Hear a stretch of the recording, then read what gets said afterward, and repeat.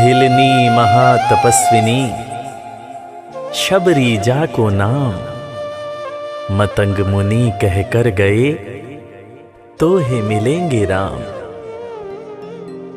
सोने की चिड़िया मां भारती और सत्य सनातन धर्म के सबसे आदर्श पुरुष मर्यादा पुरुषोत्तम भगवान राम, जो वर्षों की तपस्या के बाद ऋषि मुनियों को भी नहीं मिलते, मगर एक भीलनी शबरी के घर स्वयं चल के आके न सिर्फ दर्शन देते हैं बल्कि उस भीलनी के जूठे बेर भी खाते हैं। और बाबा तुलसी ने क्या खूब कहा है कि प्रबल प्रेम के पाले पड़कर प्रभु का नियम बदलते देखा, अपना मान भले टल जाए भक्त का मान न टलते देखा। भाव नहीं तो कुछ भी नहीं है, लाख करो गुणगान, भाव के भूखे हैं भगवान, भाव के भूखे हैं भगवान।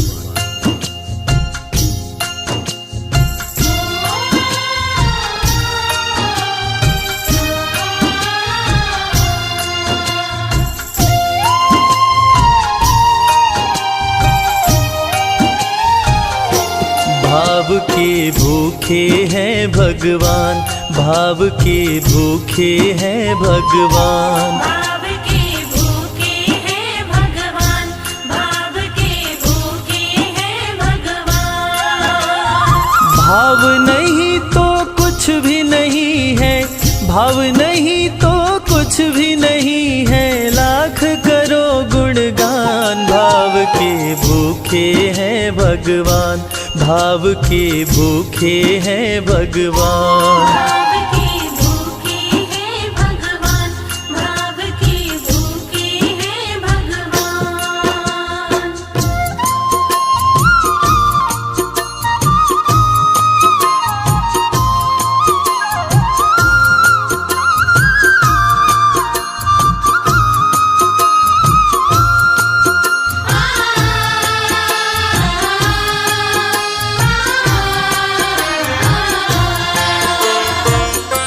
एक थी शबरी भक्तन, न्योछावर करके तन मन, मतंग मुनि के संग में करती थी प्रभु का कीर्तन। मतंग मुनि के संग में करती थी प्रभु का कीर्तन। बागों से चुन चुन लाती, प्रभु को फूल चढ़ाती, गंगा के पावन जल से रोज स्नान कराती। गंगा के पावन जल से रोज स्नान कराती। चरण धो के श्री राम का करती, चरण धो के श्री राम का करती, चरणामृत का पान। भाव के भूखे हैं भगवान, भाव के भूखे हैं भगवान। भाव के भूखे हैं भगवान, भाव के भूखे हैं भगवान।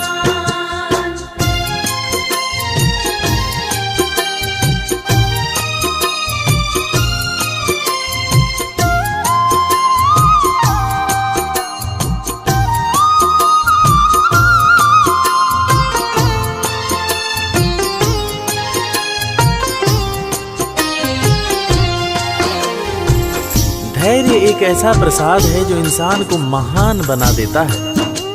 मतंग मुनि मां शबरी से कह गए कि शबरी तेरे दरवाजे राम जरूर आएंगे, और शबरी ने 10,000 साल तक प्रतीक्षा किया। शबरी को देखने वाले न सिर्फ उसे पागल कहते थे बल्कि कहते थे, ये कौन दिखात कुटी मां नारी ते उत जाती है मूद भरी, छिन भीतर बाहर होत छिना सुख सो नहीं बैठत एक घड़ी, यही के तन में कछुपीर भई ये वियोगिन मानस माहि जरी, अब जान पड़ी रघुनाथ के प्रेम की मूर्ति रूप ये है शबरी। मतंग शबरी को बताए, बहु भांति समझाए, सबर कर कुछ दिन शबरी, मिलन के दिन अब आए। सबर कर कुछ दिन शबरी, मिलन के दिन अब आए। राम जी तुमसे मिलेंगे मेरी कुटिया में आकर, शबरी को धैर्य बंधा कर समाधि लिए गुरुवर। शबरी को धैर्य बंधाकर समाधि लिए गुरुवर। राम नाम में लीन हो गई, राम नाम में लीन हो गई, गुरु से पाकर ज्ञान। भाव के भूखे हैं भगवान, भाव के भूखे हैं भगवान। भाव के भूखे हैं भगवान, भाव के भूखे हैं भगवान।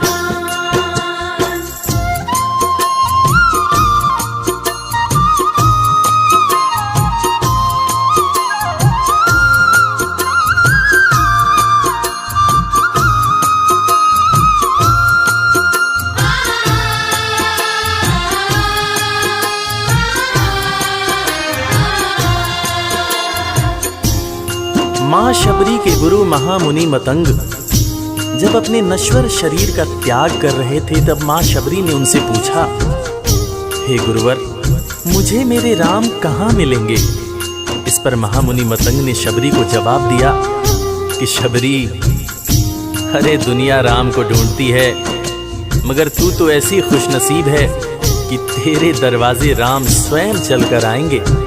माँ शबरी को अपने गुरु की बातों पर अटूट विश्वास हो गया। माँ शबरी हर रोज राहों पर फूल बिछाती थी, चुन चुन कर मीठे बेर चख चख कर इकट्ठा करती थी, ताकि मेरे प्रभु श्री राम जब आएंगे तो बड़े प्यार से इसका भोग लगाएंगे।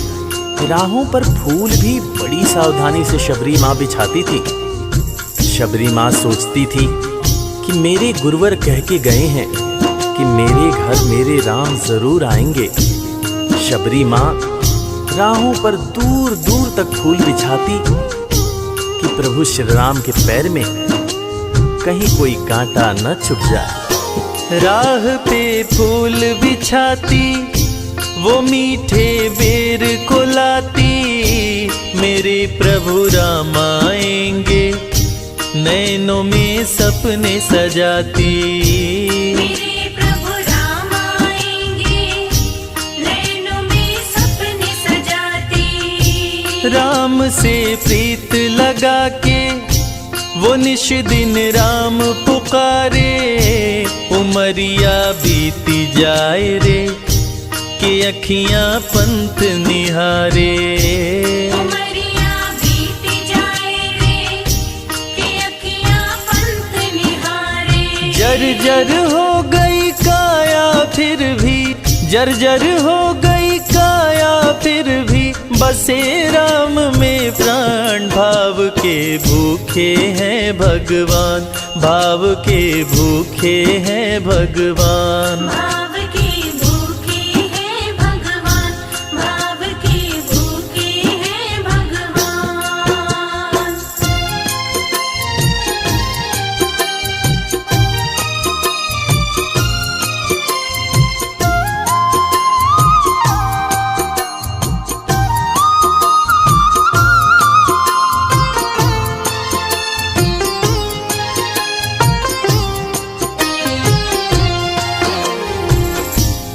समय समय के साथ बीतता गया। माँ शबरी अब बूढ़ी हो गई। माँ शबरी की उम्र जैसे जैसे बढ़ती गई, प्रभु श्री राम के प्रति उसका प्यार और भी ज्यादा गहरा होता गया। माँ शबरी जो इस जन्म में तो भीलनी हुई थी, मगर अपने पूर्व जन्म में वो एक बहुत बड़े राजा की रानी थी। प्रयागराज, जहां पर कुंभ का मेला लगता है, एक बार वो अपने राजा के साथ उसी कुंभ के मेले को देखने पहुंची। अपने पूर्व जन्म में भी मां शबरी को प्रभु श्री राम से उतना ही ज्यादा प्यार था। उस वक्त रानी ने अपने पति से ये इच्छा जताई कि मैं बाहर जाकर संत महात्माओं के साथ भजन कीर्तन करूंगी, जिस पर उसके राजा पति ने ये कहकर मना कर दिया कि एक महारानी को इस तरह के छोटे लोगों के साथ बैठना शोभा नहीं देता। ये बात महारानी के हृदय में चुभ गई।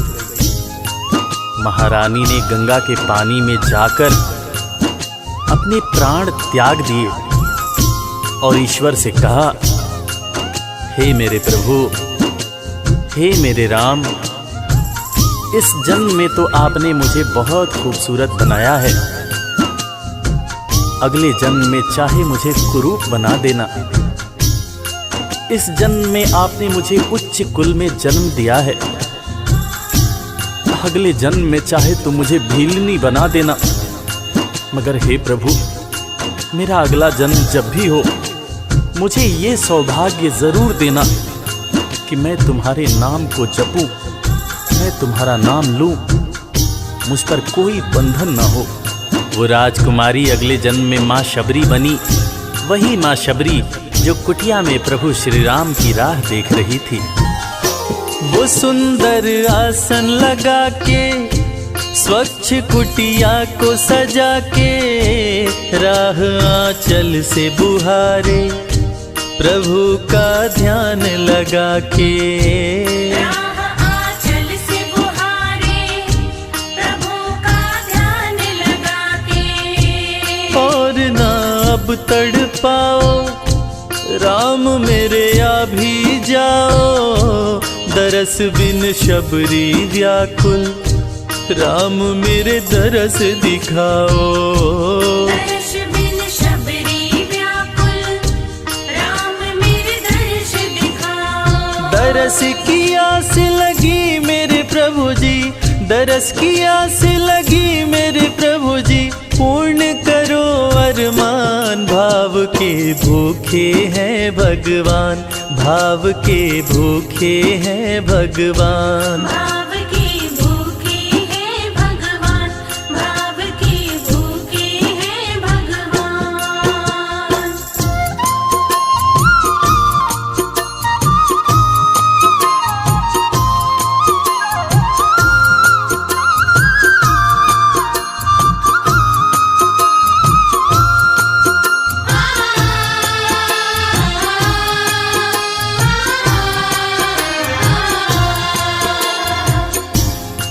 अजगर करे न चाकरी, पंछी करे न काम, दास मलूका कह गए सबके दाता राम।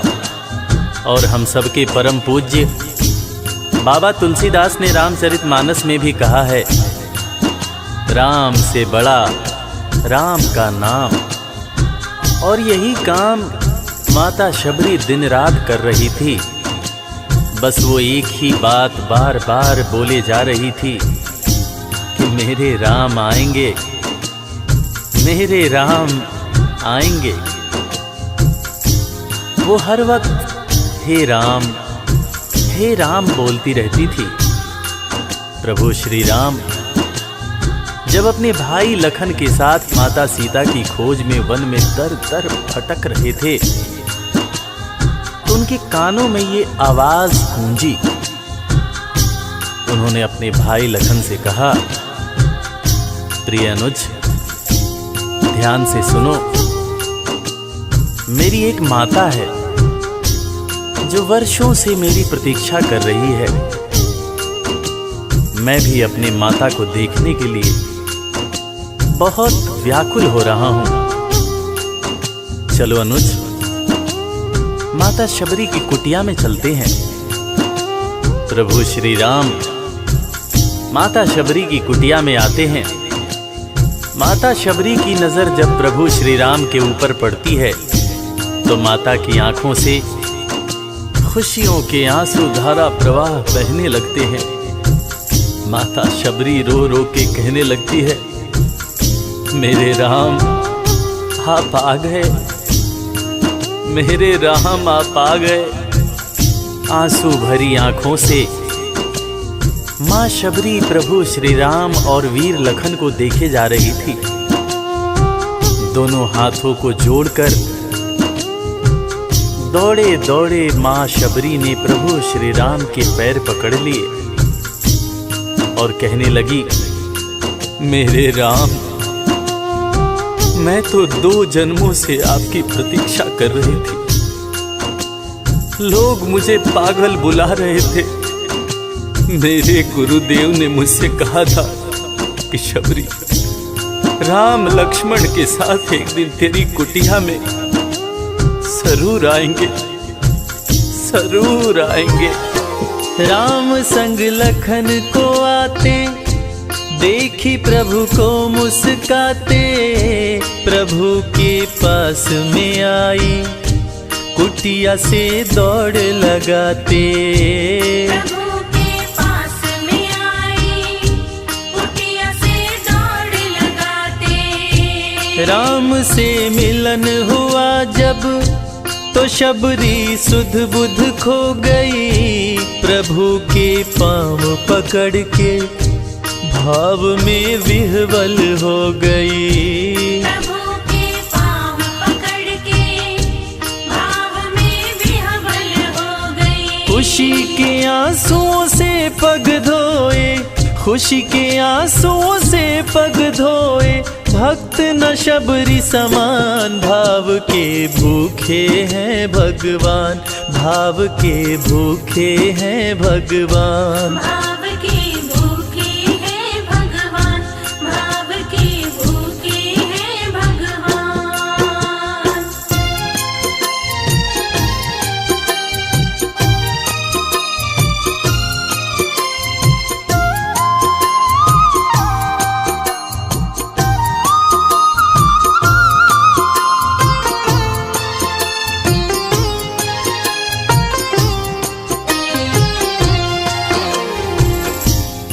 मित्रों, मैं रविराज आप सबको आज एक बात बताना चाहूंगा। वो बात जो मुझे मेरे गुरुदेव फरीद हसन खान साहब ने बताई है, और वो बात ये है कि ईश्वर को हमारी जरूरत नहीं है, हमें ईश्वर की जरूरत है। ईश्वर हमारे बिना भी पूर्ण है, मगर हम ईश्वर के बिना हमेशा ही अपूर्ण हैं। हम पैदा तो इंसान के रूप में होते हैं, मगर अंत में हमें उसी परमात्मा के पास जाना होता है।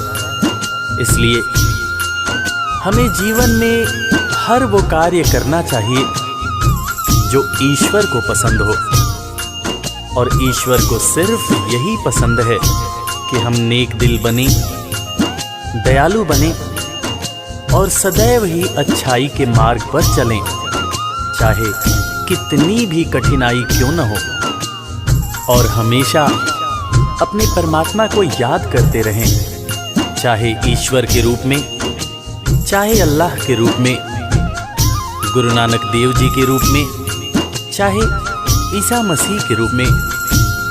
जो भी इंसान ईश्वर को याद रखता है वो कभी जीवन में किसी का बुरा नहीं कर सकता। बुरा करना तो दूर की बात है, वो किसी का बुरा सोच भी नहीं सकता है। उसका मन हमेशा साफ और शांत रहता है। मन हो गर निर्मल संजय, प्रभु जी दौड़े आते, प्रसाद की बात करें क्या, वो झूठे बेर भी खाते। प्रसाद की बात करें क्या, वो झूठे बेर भी खाते। बात है सच्ची लेकिन हम सब, बात है सच्ची लेकिन हम सब इससे हैं अनजान। भाव के भूखे हैं भगवान, भाव के भूखे हैं भगवान। भाव के भूखे हैं भगवान, भाव के भूखे हैं भगवान। भाव नहीं तो कुछ भी नहीं है, लाख करो गुणगान। भाव के भूखे हैं भगवान, भाव के भूखे हैं भगवान, भाव के भूखे। इस कथा के लेखक पंडित संजय तिवारी जी, साउंड इंजीनियर श्री कैलाश डंडरियाल जी, मैक्स स्टूडियो दिल्ली, संगीतकार लवली शर्मा। मैं आपका अपना रविराज और वीर म्यूजिक परिवार की तरफ से आप सभी को कोटि कोटि प्रणाम करता हूँ। किसी भी त्रुटि के लिए हम क्षमा प्रार्थी हैं।